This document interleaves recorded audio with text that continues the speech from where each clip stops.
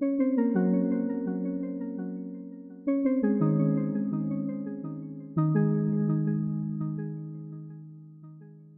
be a few things that you just as a reminder in the beginning that will then help us to get into the topic of solving continuous problems with discrete optimization. So let's see what this is about. So probably on Monday already you had some introduction into graphical models, and I'm pretty sure that Carsten has talked about Markov Random Fields. But just as a reminder, so a Markov Random Field is basically a set of random variables, which if we want to draw them graphically, we would just use maybe some circles here, and on those variables what we call clicks. So clicks are basically connections between random variables that model some dependency maybe between random variables.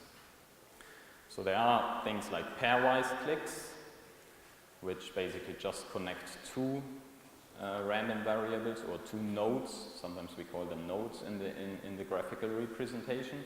And there can be also higher order clicks. So there can be clicks that take more than two variables into account. For instance, a triple click that would connect three variables. So what I'm drawing here, and maybe Carsten has shown you these types of representations, are so-called vector graphs, where you draw an edge from a random variable to a vector, which is this black square, which basically represents a mathematical function that you define between those two variables. Now, when we have such a random field, what we are usually interested in is some sort of labeling, so actually giving values to the random variables.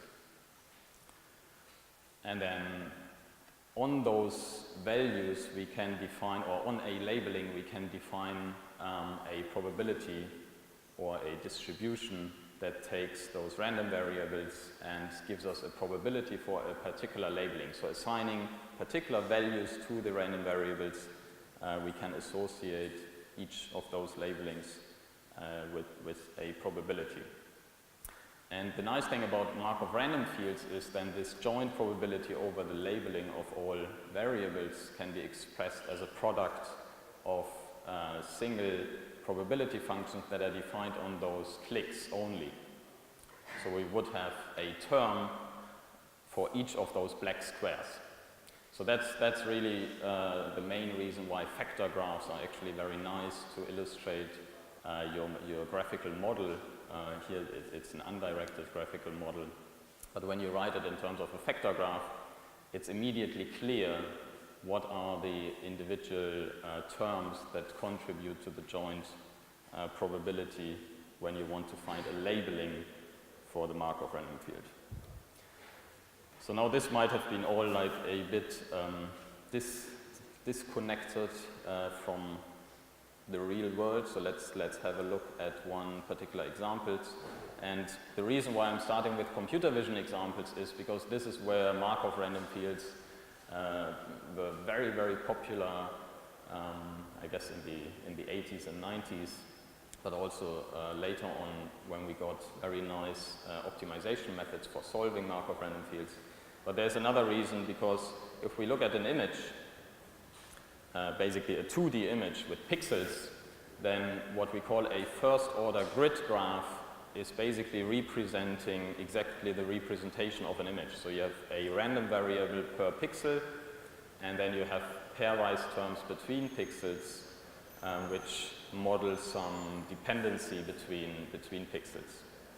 And normally, if we look at a particular computer vision problem, and we will have a look at a few of them, we separate the random variables in hidden variables and observed variables. Now the observed ones, which I denote here as y, are basically the image itself that you have, that you maybe have taken with a camera, and the axis, the hidden variables, are the ones that you want to infer. So maybe it could be a segmentation of the image. But it could be also, for instance, an example of image restoration. So this is a very classical computer vision example, the penguin image, which is not only noisy, so you should see, I don't know how well it comes through the projection, but there is some noise on the image. But there's also some part, the black bar in the middle of the penguin, where we say we don't have any observations. So maybe our sensor was corrupt, so we don't see what the pixel intensities were at those pixels. Now, if we wanted to reconstruct this image, so basically get rid of the noise, but also try to figure out what the pixel intensities are in that black region, we can model this as a Markov random field problem, as a labeling problem, where the image as it is here shown are our observations. So this is what we have seen with our sensor, and the hidden variables are the real intensities that would resemble the noise-free and uncorrupted image. And actually, if you now model this as an MRF with just like pairwise terms between pixel values, where you say things like two neighboring pixels should somehow be similar in intensity. That's often an assumption that we take. We usually say that things that are close by probably have similar values. And if you do it properly, you can actually reconstruct an image as it is shown here on the right, where you fill in the blank area where you don't have any observation, but you also get rid of the noise. So how would you do that? So we will have a look at the exact formulation, but just as a summary of maybe what Carsten has discussed already, how do you actually solve for the labelings in an MRF? The most popular techniques are discrete methods, so discrete optimization methods, which have been developed and introduced quite early to computer vision. And there's one very particular one which is called graph cuts, which maybe many of you have heard of already. And graph cuts is a discrete optimization method that solves binary problems. So if your hidden variables are binary, so you only solve for zeros and ones, for instance. So let's say you want to segment something in an image, then that could be a binary problem. Then graph cuts can be used on these type of first order graphs that we have just seen.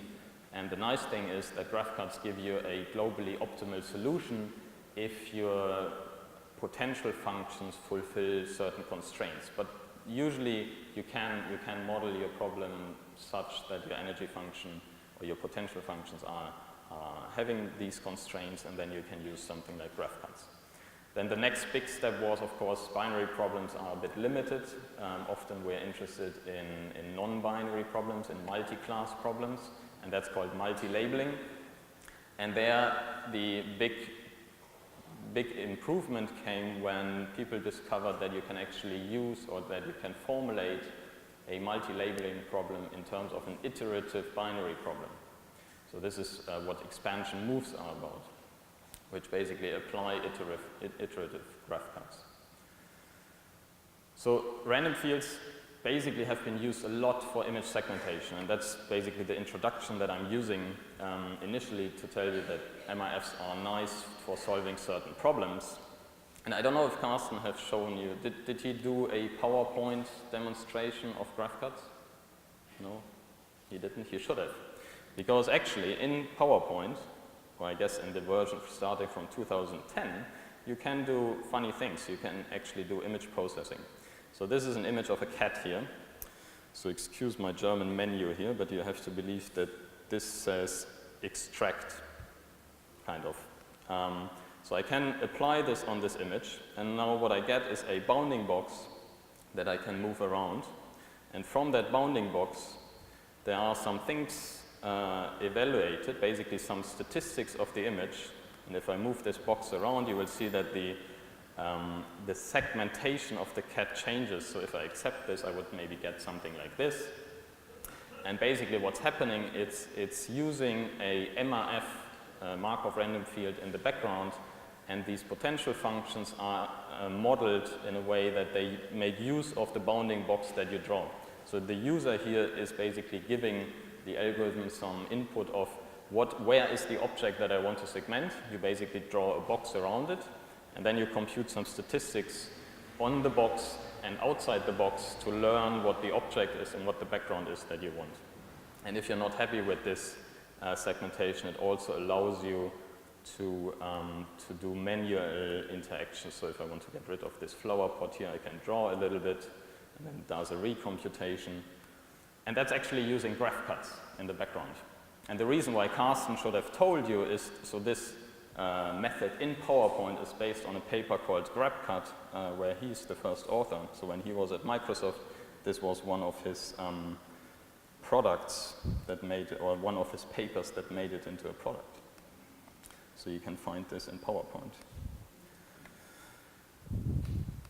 Okay. So how does this work exactly? So obviously the image that we look here is just a collection of pixels. So in this case it's an 8 megapixel image. And if we zoom in at one particular location, you would see those pixels, right? So if I zoom in this area of the ear, and we do it a couple of times, then we end up seeing actually the individual pixels. So now if I just look at this small patch in the image, then you know that, so this part here on the left is part of the ear of the cat that I want to have in my segmentation, and the other part is part of the background that I don't want to have in my segmentation. So now if I put an MIF on top of this image, so this is now just showing you the one type of variables, but you can always think that there are two layers, the observed variables which are having the pixel intensities as a value, and then the hidden layers, which in this case are binary random variables. Then what you do is you define a graph, a so-called Esti graph, and these ST is a special, it's a source sink graph where you connect all the pixels to these two special nodes. So you introduce two new nodes in your graphical model, and those connections now tell you how strongly connected each of the random variables is to the S or to the T. And the S stands for the object and the T stands for the background. So after you do a graph cut, which is an actual cut on the graph where you cut some of the edges, the pixels will be either connected to S or to T. And depending on where they are connected, this is how you assign values to your hidden variables. So in this case, we would get the segmentation of the ear. And then you can do even things like this in PowerPoint. So how do we get the actual image segmentation? So I told you already that a Markov random field is basically just, or the joint probability of the labeling of a Markov random field is just the product over the different click potential functions. And this can be converted, because it's not that easy to define those probability distributions, can be converted into what we call an energy minimization problem, by just taking the negative log of those probabilities. So now, in this case, we have now defined an energy on the labeling X. So the bold X here basically means an instance of a labeling of the hidden variables. So it's basically now a sum over what we call potential functions. And usually what we consider is that those distributions are just some exponential functions, so we are interested in this term here, the function psi. So basically we can just reduce it to this equation. So we just have a sum over potential functions. Now how does a potential function look like? In the case that I just showed you for segmenting an object, what we can do is, so we have a binary problem, right? So x can be either 0 or 1. We can build a very simple model that looks at the probability of a certain intensity value given a class. So if 0 stands for background, then we can assign the probability here of observing a certain intensity, pixel intensity in the image. And those distributions, or those probabilities of whether a certain intensity is likely to be seen when you say its background, you get them from those bounding boxes. So remember, I had to draw a bounding box around the cat. So now within the bounding box, you know all those intensities are likely to be part of the object. Everything outside the box is likely to be part of the background. And this is how you make up those distributions. So you maybe fit a Gaussian mixture model or something into these collections of intensities that you get inside and outside the box. And on the pairwise potential functions, we can, for instance, define, so this is a heuristically defined function, but it's something that people found to work well in practice. We basically just say that if two intensities between two neighboring pixels are close, then we basically want them to have a similar label. And if the intensities are very different, then the two pixels are allowed to have different labels. So in the case of segmentation, that often makes sense because the object you want to segment will somewhat look, I would say, homogeneous, or there will be some certain colors or intensities that are the same across the object that you want to segment. So that is one very simple way of using Markov random fields for image segmentation with just those potential functions and then using graph cuts. So I'm not telling you exactly how graph cuts works. It's an algorithm that finds these cuts on the graphs, but it's actually not too complicated.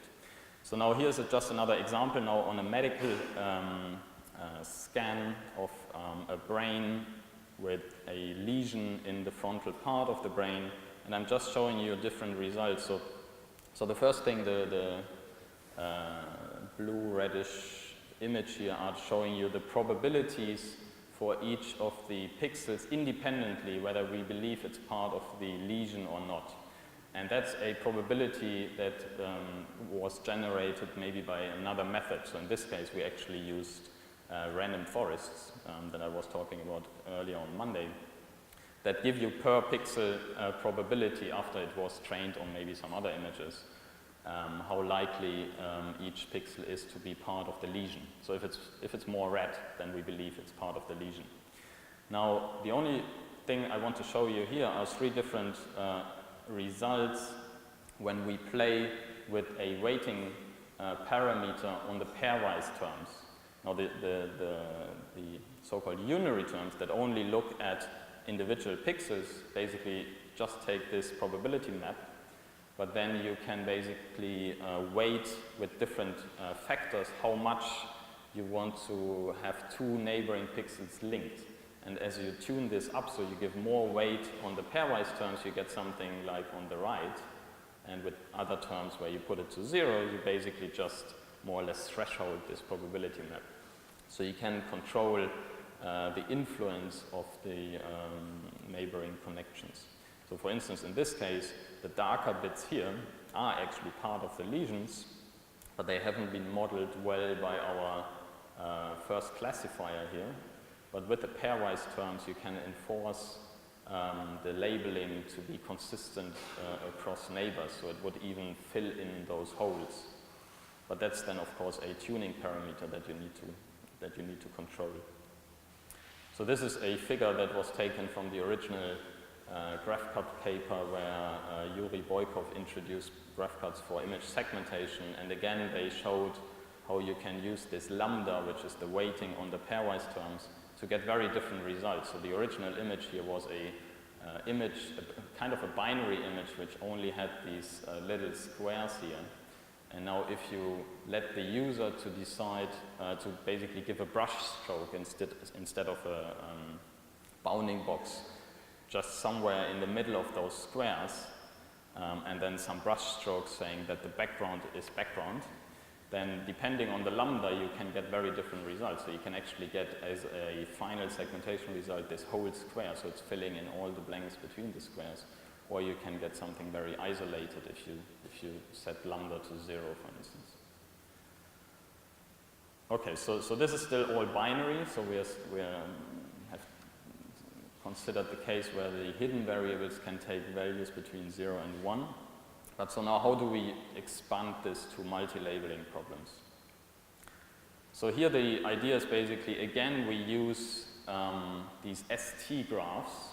But in this case, the Esti graphs actually do mean something different. So before, the S was, for instance, saying it's the object that you want, and the T is saying it's the background that you want to get, so the clear 0, 1 case. In the case of multi-labeling, we use those slightly differently. We basically say we currently have a solution to our multi-labeling problem, and initially, let's say, all our hidden variables are assigned to be 0, and we have maybe possible values 0, 1, 2, 3, 4. Then in the next iteration, you basically solve a binary problem that asks the question of, should you keep the current value that you already have, or should you swap to a new one? So it's basically asking the question, do you want to keep your current label, or do you want to change your label to the one that I propose? And you then iterate over all the possible labels, and that has been shown to actually work very, very nicely. So going back to this example of brain tumor segmentation that I had on Monday, where we have 4 different classes: background, edema, active cells, and necrotic core. We now have a multi-labeling problem, and we can, as I said, initialize our labeling with some random labeling, or maybe just everything being set to 0. And then it's a double for loop. And in the inner for loop, you actually choose one of the labels. So let's say we initialize everything with background, then we choose as a first thing the yellow label. So we propose, so alpha is now the yellow label, and then we propose every pixel to swap to the yellow label. And depending on those potential functions, again, some labels, some pixels might say actually the yellow label is a better assignment, and others say I'm staying with my background label. And that's, again, a binary problem. Yeah? So you're solving a binary problem to iteratively solve a multi-labeling problem. So you do this for all the labels, and then you have a multi-labeling problem. But in order to get a better result, you actually do it a couple of times. So you sweep a couple of times over the whole label set. So if you go to the papers of this, there's of course some theory behind how well that works and what are the constraints or the optimality guarantees that you get. But in practice, this really works very, very well. So that was the time where then people started to use discrete optimization, so multi-labeling optimization problems for everything in computer vision. And there was a time where basically most of the papers were using some sort of graph cut of optimization in one or the other way in their application. And also in medical image analysis, graph cuts was a huge I guess, improvement on many image segmentation tasks.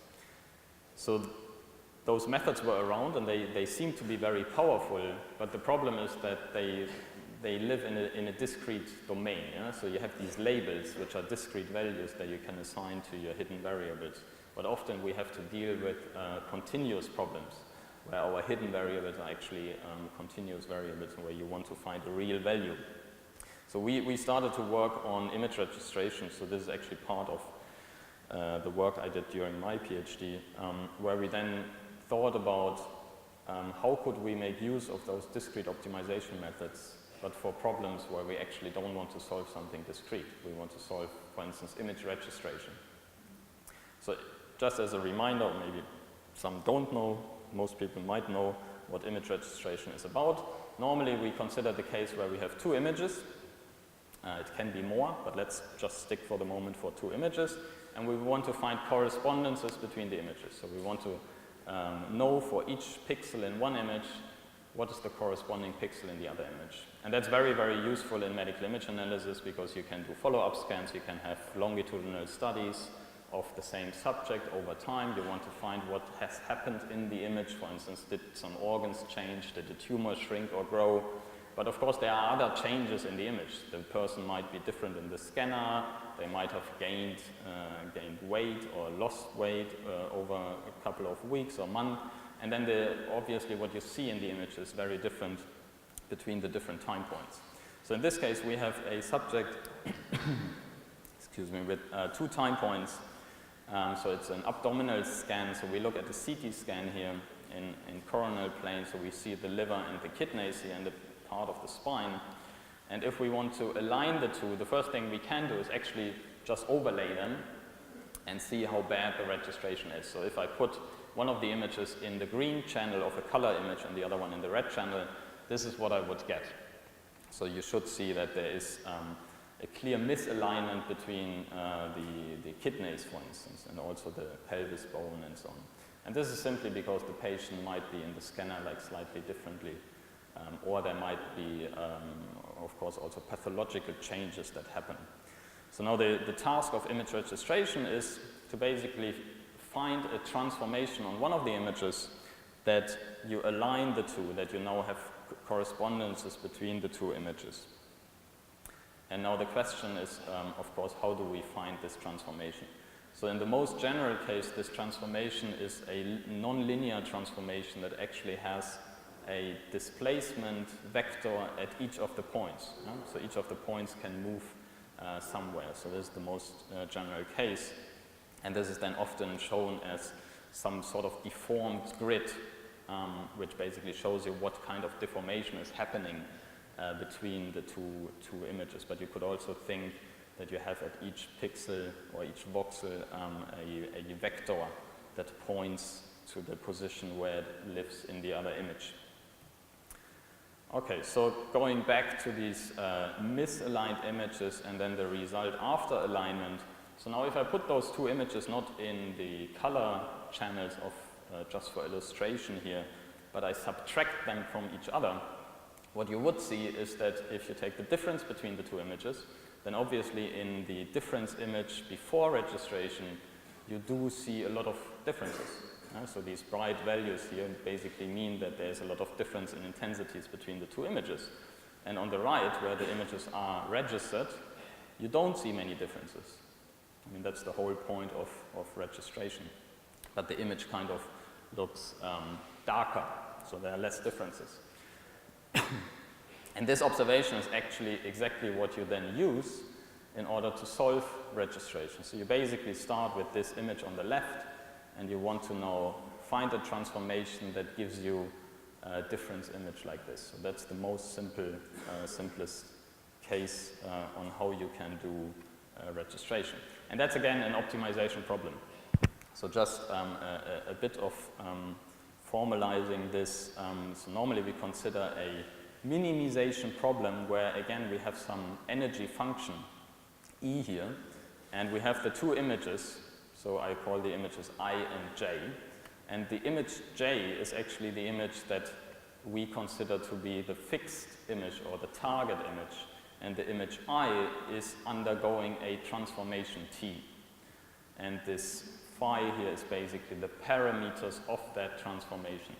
So in the most general case that I just shown you, where you basically get a deformed grid, you can really think of phi being a set of displacement vectors, and you get a displacement for every single image point. Now you want to find the best set of those displacement vectors such that this energy is minimized. So here's another illustrative example how this could now work. So let's say we have these two images of a butterfly. These are actually two different butterflies, but also there is a global transformation, so one of the butterflies is rotated. So now again, if I look at the difference image, what you get is this. Now let's say I do know that those images, the only difference between them in terms of registration is there is a rotation happening on one of the images. So I can start rotating one of the images. This is what happens here. So the image on the left is our image J, the one in the middle is our image I, and now I'm manipulating this parameter phi, which is just a rotation angle. And what you see on the right is that there is a point where the two images do look more similar, which is exactly when I recover that rotation between the two images. Okay? So basically I could just look at the difference image, and now imagine I'm just summing up over all the brightness values in the difference image, then obviously the value of that sum is lowest when I have the best rotation between the two images. And that's exactly what you do. Now the only problem is that normally we're not just looking for a single parameter, but in the most general case we're looking for maybe even millions of transformation parameters if we want to solve this nonlinear case. So that's of course a problem, so I can't just do an exhaustive search as I've just shown you here. So image registration is a hugely studied, very well studied area of research, and there is of course a lot of techniques that do work very well. There are even products in medical image analysis that do use image registration techniques. For instance, in radiotherapy, very often you do a radiotherapy plan where you want to radiate a certain tumor, and you do this maybe on a particular scan that you take of your patient, where you see all the structures, you do drawings on those images of the tumor that you want to radiate. But now at some point the patient comes into hospital and gets into the radiation machine, and that image that you can take with the radiation machine is first of all very low quality, but also the patient is now at a very different position than they were when you took the first image. But you want to make sure that you hit the tumor. So this is, for instance, a case where you want to do registration. And for those kind of things, you do find methods that do work very well. But for the most general case of this nonlinear registration, it's still an area of research where we do have many, many different methods available. But they do have advantages and disadvantages. And the most common way of solving registration is to use continuous optimization methods. So mathematical optimization coming from the continuous domain, for instance, gradient descent and other variants. So you have your energy function and you use things like stochastic gradient descent or some other variants or variational approaches. Now we do know that continuous methods, because we're also solving a continuous problem, right? So the transformation parameter is a continuous variable. Should be the thing you should use. And also we do find if they work, we get very high accuracy, because you can actually really find to a certain number of digits a very, very good estimate of the real value. The problem is that this energy function that I just showed you, where we sum up over the brightness values of differences, for instance, needs to be differentiable so that you can use continuous methods or gradient-based methods, for instance. And we often find that those methods are a little bit hard to control. So people who have used things like gradient descent or others, you obviously need to control the step size and many other hyperparameters, which sometimes are not trivial to control as a user, in particular if you're not experienced with those methods and you're just the end user and don't know exactly how the method works under the hood. And then the other problem is that continuous optimization methods usually need some good initialization. So you need to be close to your solution, otherwise you might converge to a local minima, as we will see in a second. On the other side, we have discrete methods. So they have been very popular for discrete problems, obviously. So things like iterative graph cuts, what I mentioned, but there are also other things like message passing algorithms that were shown to give very, very strong solutions on your energy function. The nice thing is that you do have a full control over the search space. So the search space is here the space that you explore for assigning something to your hidden variables. Obviously, if it's discrete, you know exactly what the search space is. The problem is if you want to use it for continuous variables, then you're somewhat bounded to the accuracy of your discretization, and it becomes complex for very large problems. Still, we wanted to go that route, so that was one of our ideas, to actually try to make use of the advantages and somewhat overcome the disadvantages of discrete methods. And the idea basically now is that, so going back to the example of using random fields for segmentation, here we now use it for registration, where basically each discrete random variable corresponds to updates of our transformation parameters. So I hope this will become a little bit more clear when we look at this in more details. But basically each random variable is telling us how should we change, for instance, our transformation parameter. How much should we add to the rotation angle of the butterfly to get that difference image look better. And then the topology, so when I say field topology, that's basically referring to the connections between different random variables, whether we use pairwise clicks or triple clicks and so on. So this depends on the transformation function we want to model. And then the label sets, so the labels or the discrete values that we assign to random variables do then actually define exactly the space that we consider for making updates on our transformation parameters. And these potential functions that we know make up the whole energy in a Markov random field then encode the energy of our minimization problem. And I think Sandy has mentioned MAP, so maximum a posteriori labeling is usually the thing that we're after, so the labeling that gives us the optimal update on our parameters, and that's what the discrete optimization method is giving us. Okay, so here's a little bit of a motivation why we thought that it is a nice idea of using discrete optimization. So this is a very, very simplified way of looking at these things, but it gives you a bit of an idea. So if you have an energy or a function that you want to minimize, so if this corresponds to your energy function in registration, segmentation, or whatever problem you're looking at, if you use something like gradient descent, so you normally start somewhere, so you have to initialize your parameters, right? And then you take the direction of steepest descent, for instance, and you go down your energy function, and then you end up somewhere in a minima, which might not be the global minima, or very often is not the global minima if it's a non-convex function. Now the whole idea of discrete optimization is basically to not do this, not just follow the steepest descent, but look around. So you start at the same point, but then what you do is you sample your function. So you look at many different points, basically exact instances of your parameters, and then you evaluate the function, and you get those values, and then you take the one that gives you the lowest value. Now if I would do this only once, exactly with this search strategy that we just saw, then I would end up with an even worse solution than the continuous method. But I can do this iteratively, so I can from that point again start to search around in my parameter space. And if I'm lucky, or if I have some good idea how to do this sampling, I might get a point that actually gets me out of this local minima, and I might now end up with something that's much closer to the global optima. And if I do this again, I might find an even better point. So I might end up with a solution that's much closer to the global optimum. So basically we can we can think about this discrete strategy of being some sort of a local neighborhood search.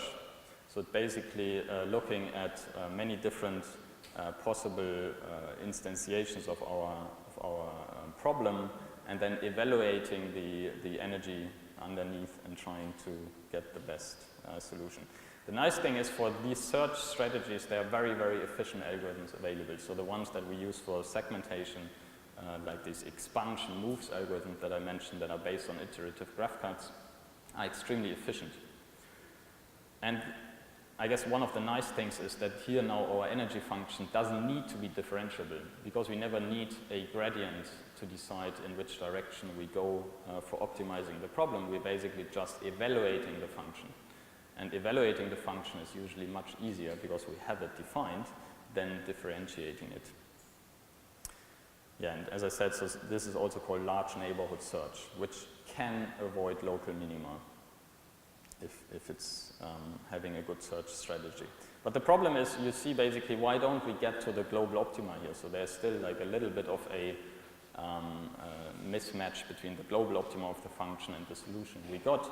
It's simply because our discrete method never looked at that point, so it doesn't know about that point.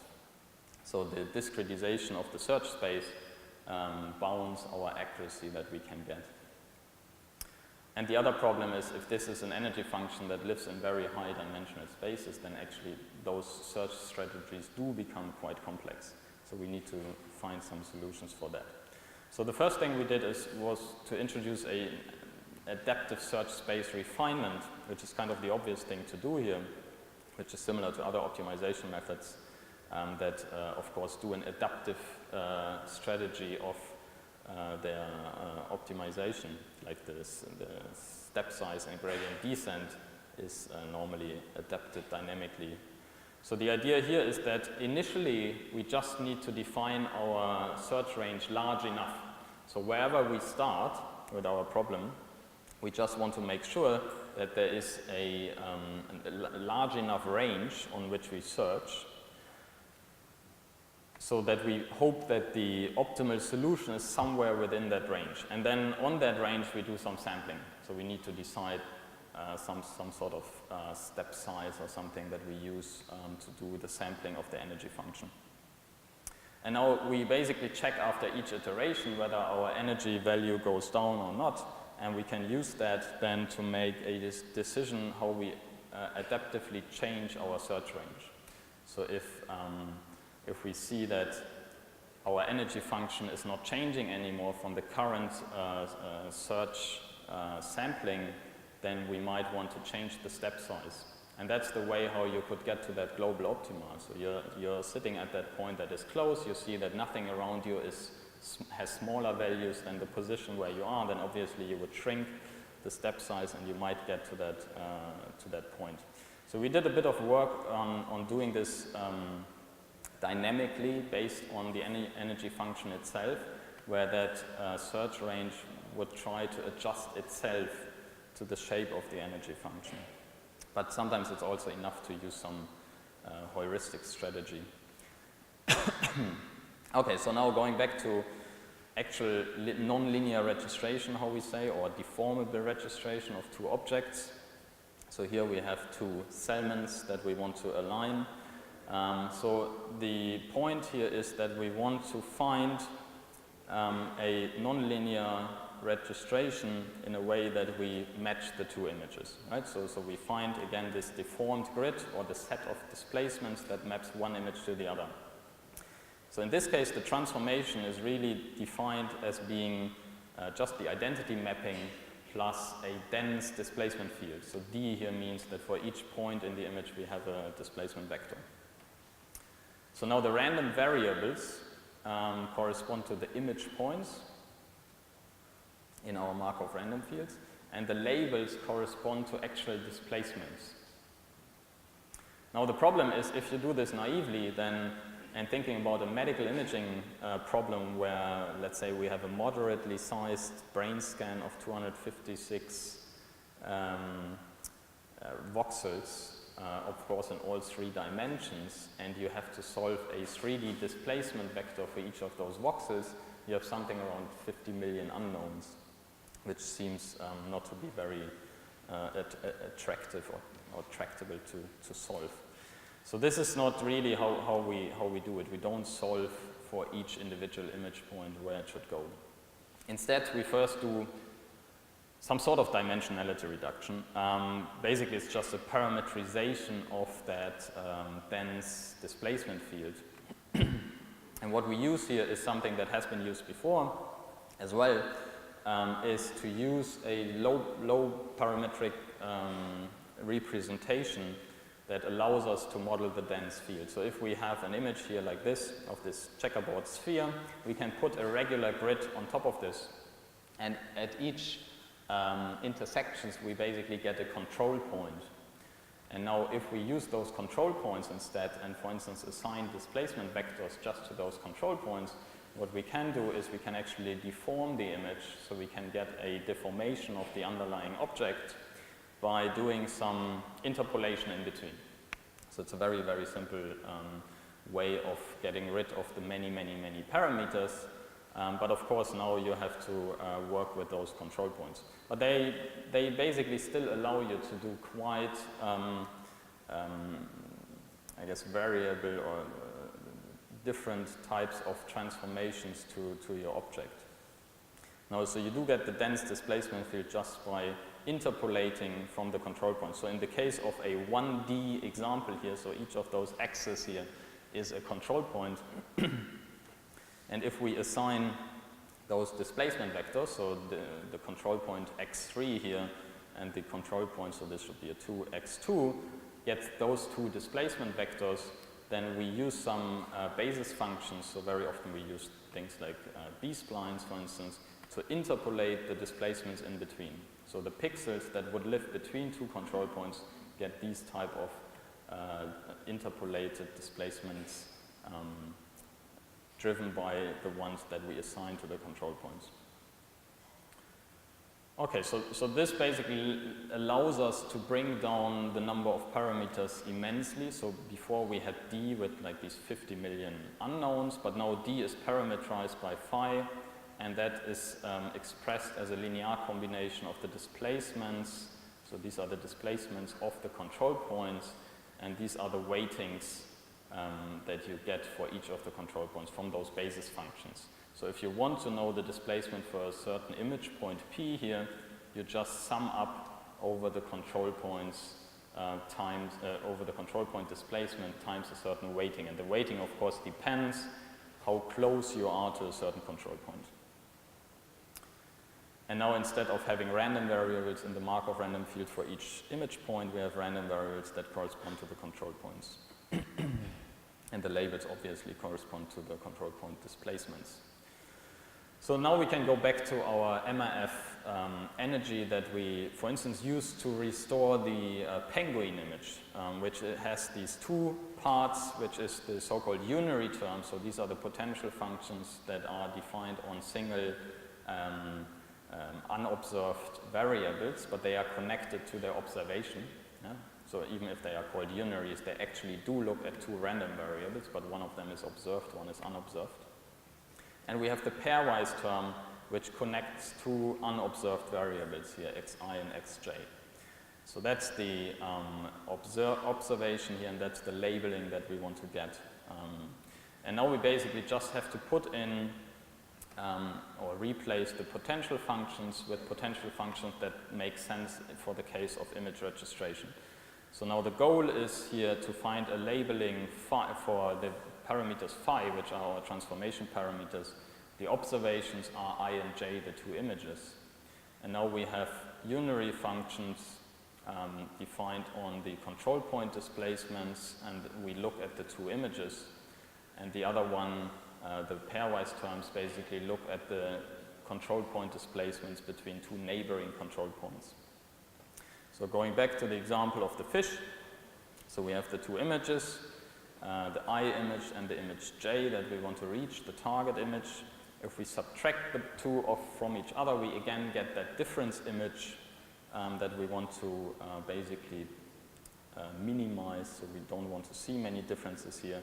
Now we put our control points on top of the images, and what we do is at each control point, so this is one of the control points, and we look at one particular displacement. So imagine this control point now moves to a certain new place after we apply this displacement to the control point. Then what we want to capture here is how does the difference image change underneath that control point, right? So if that control point moves somewhere and the difference image gets better locally around that control point, that's exactly what we want to capture in these unary terms.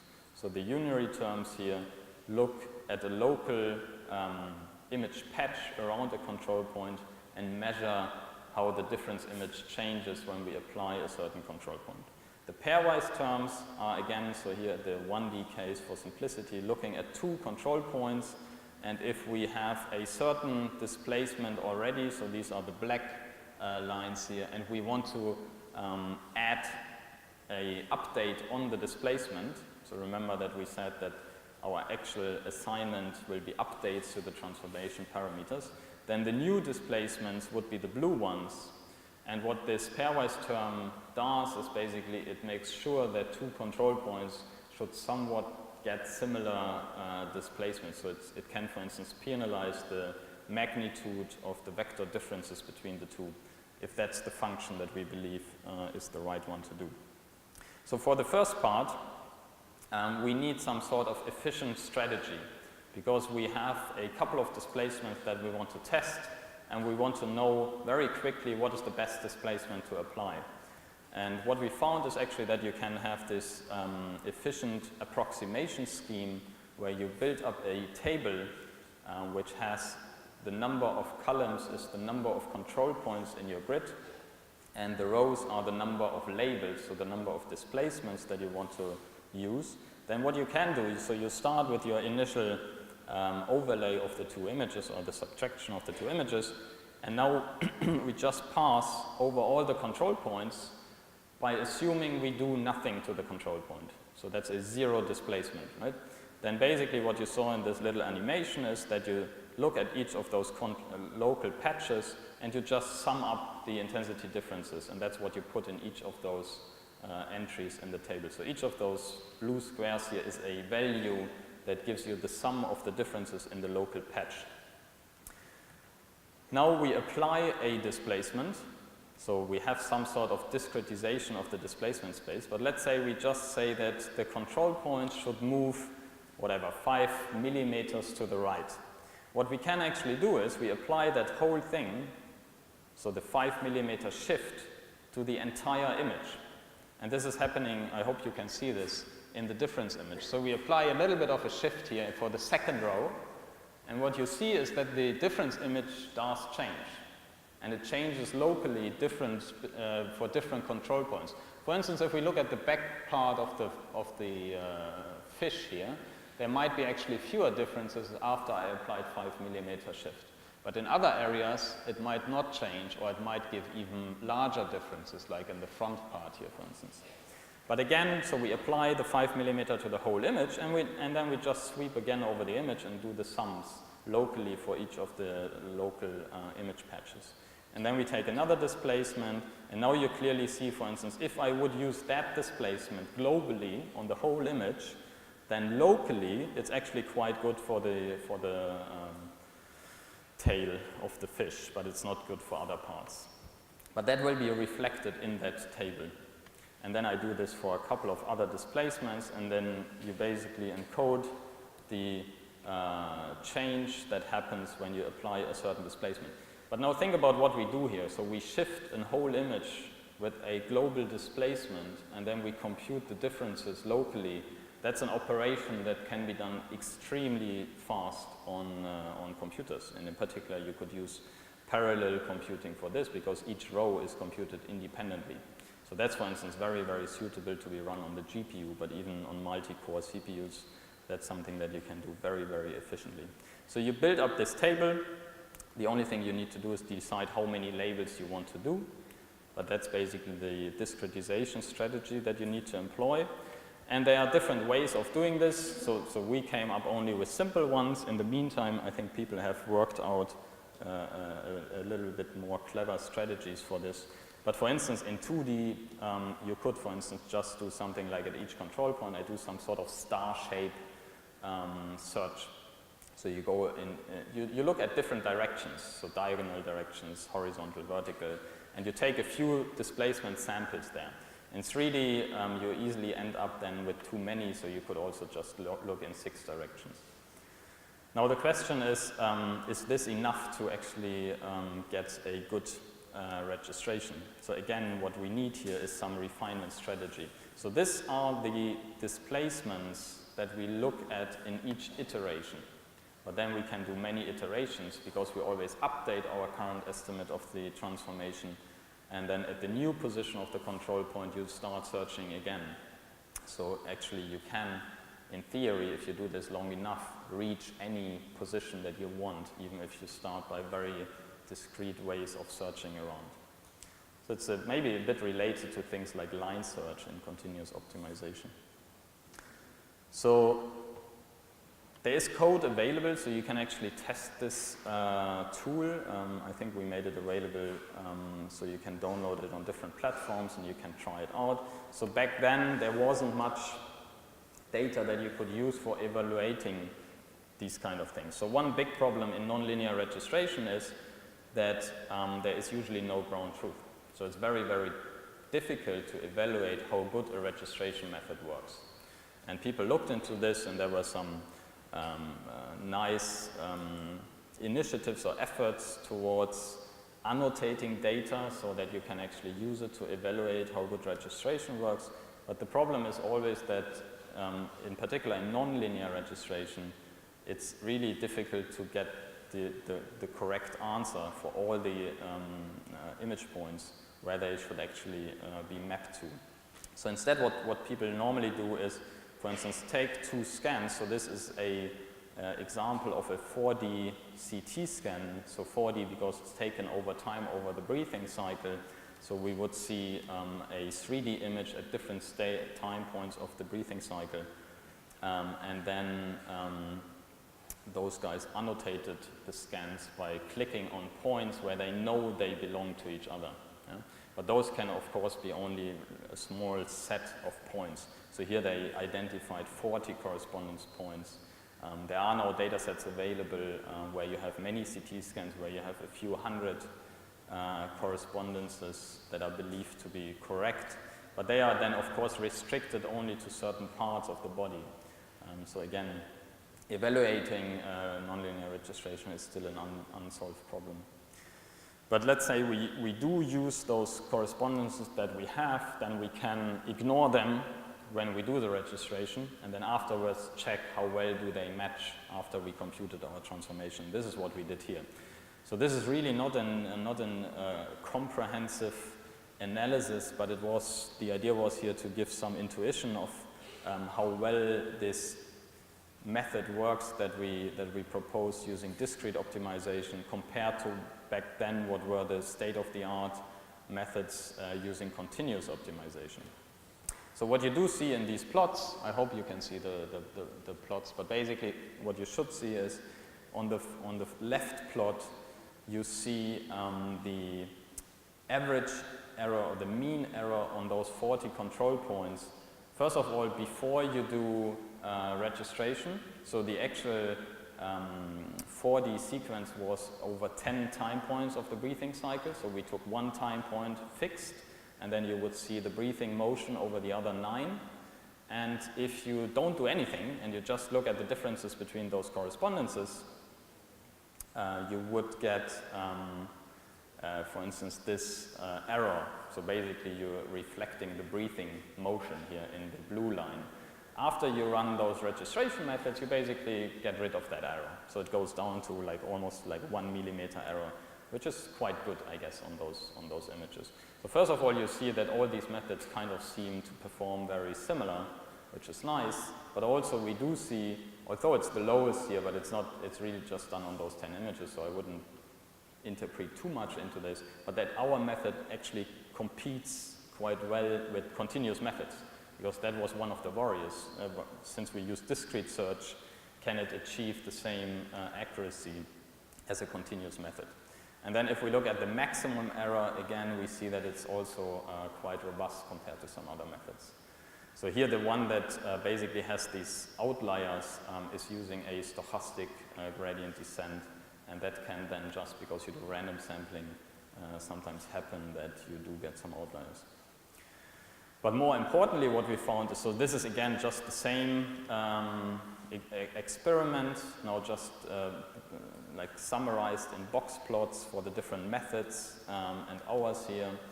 But what was more important for us to see is the time improvement. So we saw that running on those examples, those continuous methods, were taking about half an hour, and ours was only taking 4 minutes. And this is because we can make use of this very, very efficient estimation of the unary terms. And then once you have filled those tables, you can run the discrete method with the iterative graph cuts, which is also very efficient. So this was one of the, I guess, big contributions back then, but that's already some time ago, I guess. So we use this for a lot of different applications. Just to show you a few more applications of where you can use nonlinear registration. So for example, we used it for deformable stitching. So in deformable MRI, so in whole body MRI, what currently happens if you want to get high resolutions, you don't take a single scan that gives you the whole image, the whole body, but you need to take multiple stations. Now, the problem with the multiple stations is that they have to be relatively small in terms of field of view, because towards the boundary of an MR scan, you do get quite large distortions because of the inhomogeneities in the magnetic field. Now, but if you want to do whole body imaging in clinical routine, then you want to be fast, because you don't want to spend too much time with your patient in the scanner because you want to make best use of the scanning time. So you actually have to balance between the field of view that you get per station and the distortions you get on the boundaries versus the quality of the image after you put them together. So here we used it to basically correct for distortion. So we could use larger field of views, but then still correct the distortion. So basically the illustrative example was that if you take an image and then it ends up, so the MR scan ends at this line here, then towards that boundary you get geometric distortions. So if this would be the two legs of the subject, you would actually see that they do get some weird nonlinear distortions. And if you would have two stations of an MRI that you want to stitch, then you do know where the overlap is. So the scanner gives you the information where the spatial overlap is. And then the strategy that we used here is to initialize with some sort of weighted or increasing, decreasing weighting towards that overlap.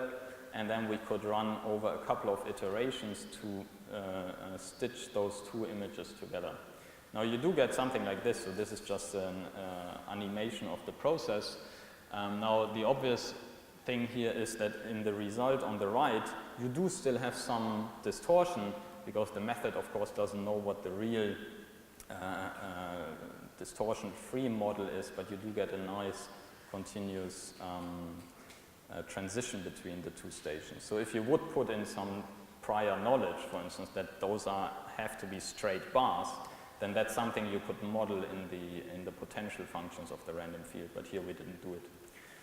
So we used this then for whole body imaging. I don't think the contrast is good enough to actually that you can see that we are able to get rid of discontinuities and so on. So I skipped this, but basically, if you're interested, I can show you this later. So the last thing I want to show you before I conclude is that you can use it for all kind of other applications. So one thing where we use it is in time-lapse microscopy. So maybe some of you are not so much interested in CT-MR analysis, but maybe things like biological imaging of cells.